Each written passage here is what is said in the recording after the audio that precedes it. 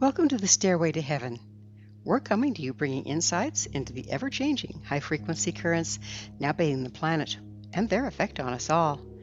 The source of vital information for the evolving human being. I'm Gwilda Wiyaka. Searching for home, the Great Reckoning.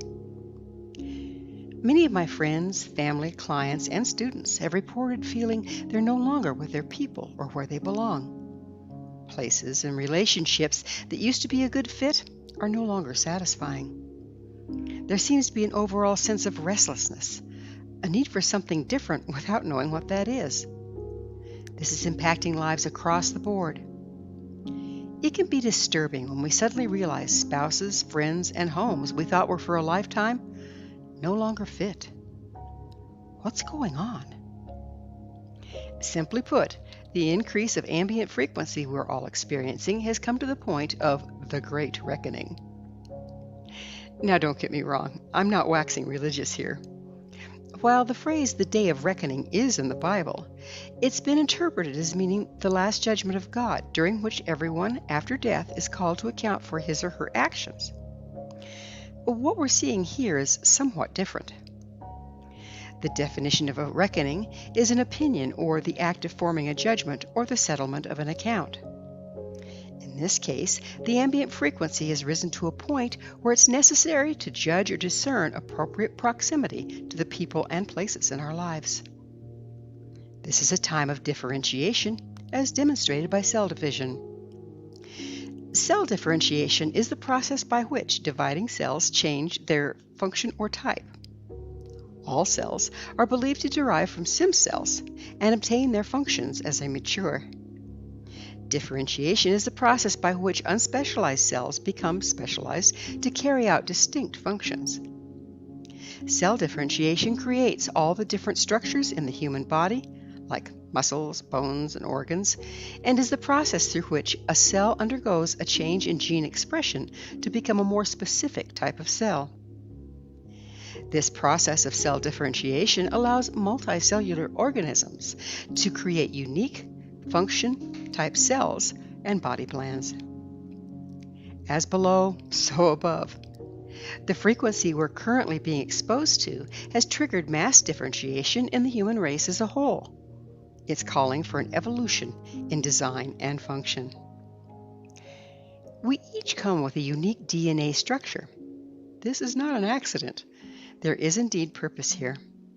These DNA structures are now undergoing changes in gene expression to become more specific type of individual. The first dividing cells reproduce themselves exactly.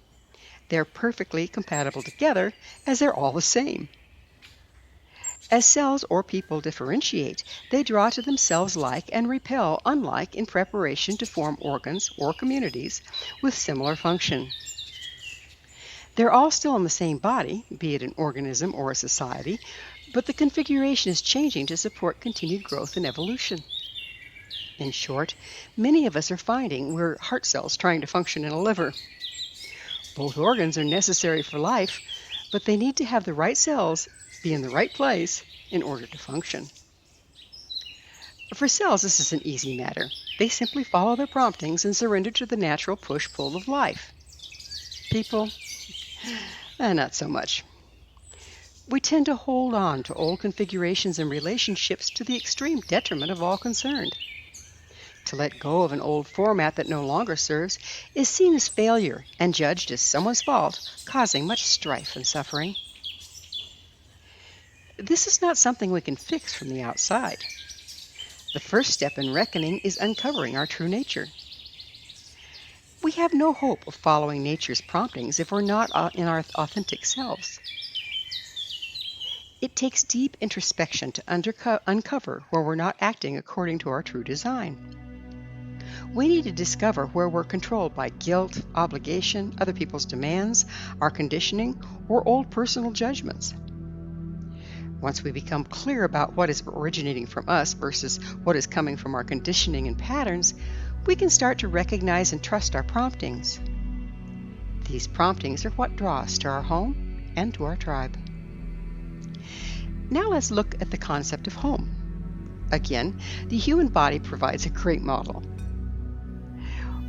Once differentiation begins and like is drawn to like, repelling that which is different, location also becomes a factor. Our organs work well because they are in the proper place and relationship to each other, forming an organism. So how do we find our place on the planet? Like the human body, the Earth has meridians and kundalini. These energetic grids and forces flux and change. As frequency rises, they shift more rapidly than in lower frequency. Due to the sun's change in relative positioning in the galaxy and the resulting frequency shifts, we're seeing drastic changes in the location of magnetic north. The Earth's kundalini, which dictates power spots and sacred sites, is also in flux. In the Hindu tradition, kundalini is explained as a form of divine energy. Kundalini is thought to be like a coiled snake that, when awakened, leads to the rising of consciousness. The ancient traditions teach that there's kundalini located at the base of the spine in each human, as well as kundalini within Mother Earth. Spiritual teachings say that the Earth's kundalini is always attached to a single location on the surface of the Earth and stays there for a period of about 26,000 years. Then it moves to a new location for the next 26,000 years. This movement is related to what we call the precession of equinoxes. Until 2012, the Earth's kundalini was located in the Far East, specifically Tibet, Nepal, and India. We can see that this part of the world was the birthplace of many major spiritual movements and religions. In the spiritual teachings of the ancient Mayans, the end of an age occurred in 2012. This shift of energy coincides with the precession of equinoxes.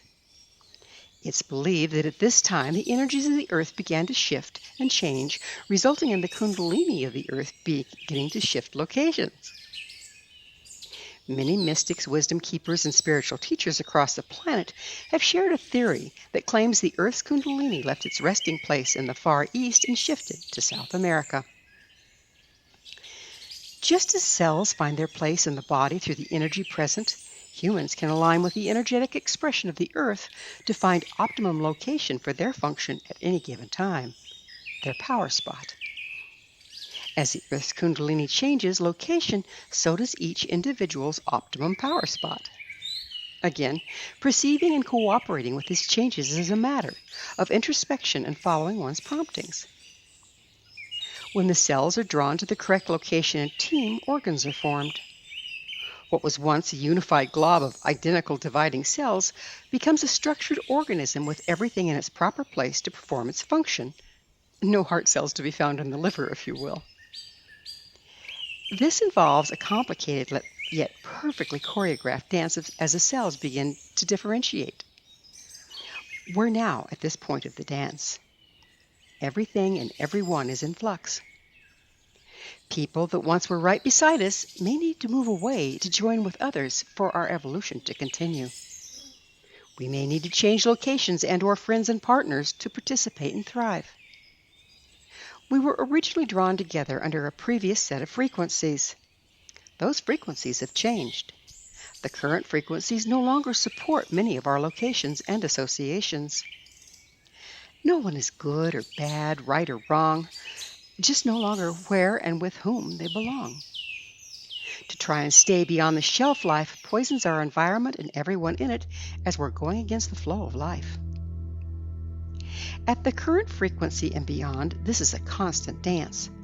We need to reevaluate often, staying light on our feet, and be willing to receive and let go as easily as we breathe in and breathe out. Now let's consider the act of forming a judgment involved in a reckoning. While clear discernment is important, it's not to be confused with make a judgment and stick to it. Currently, everything is in rapid, constant flux. Frequently reevaluating judgment and/or discernment and adjusting accordingly is the key. What is true at one frequency can prove to be partial truth or even false at a higher one. Another factor is epigenetics. As mentioned, our DNA sets us up to find our people in place as the increasing frequency activates it to do so. However, we're not just hapless passengers of our DNA. Epigenetics is a study of how our behaviors and environment can cause changes that affect the way our genes work. Unlike genetic changes, epigenetic changes are reversible and do not change our DNA sequence, but they can change how our body reads and relates to our DNA sequence. Studies in epigenetics are finding that cellular personal intention can change gene expression. Bear in mind, there are two kinds of intention, conscious and unconscious. Many of our intentions are unconscious, originating from our conditioning, damaged beliefs, and patterns. Nonetheless, they're fully operational and often sabotage our ability to create the lives we wish to live. The ability to affect the outcome we wish is dependent upon the consciousness and clarity of our intent. There are instructions on working with your intention and bottom line in Stairway to Heaven episode number 30, The Hidden Power That Drives Our Lives, Intention and Bottom Line. This can be found with our compliments in our archives at www.stairwaytoheavenmedia.com. We all have genetic tendencies that influence our aptitudes and therefore our desires. Through epigenetics, intention, and bottom line, we can influence how our DNA expresses and dictates our place in the circle of life. The time and influence in which we are living has been prophesied by most every culture on the planet. Yet, it doesn't look anything like many of the interpretations of the predictions. We already mentioned the Mayan prophecy found in the Mayan calendar regarding 12/21/12. Many interpreted the prediction to be the end of the world rather than the end of an age and the resulting shift of energy coinciding with the progression of equinoxes. Some expected a sudden earth-shattering catastrophe rather than a seemingly slow shift occurring over a period of time. Much like the changing of the seasons, this is a gradual but unstoppable shift where it's difficult to tell exactly where one season ends and another begins. The prophecy called the Prophecy of the Seventh Fire says that in the time of the seventh fire, a new people would emerge. They would retract their steps to find the wisdom that was left by the side of the road long ago. Their steps would take them to the elders who they would ask to guide them on their journey. If the new people remained strong in their quest, the sacred drum would again sound its voice.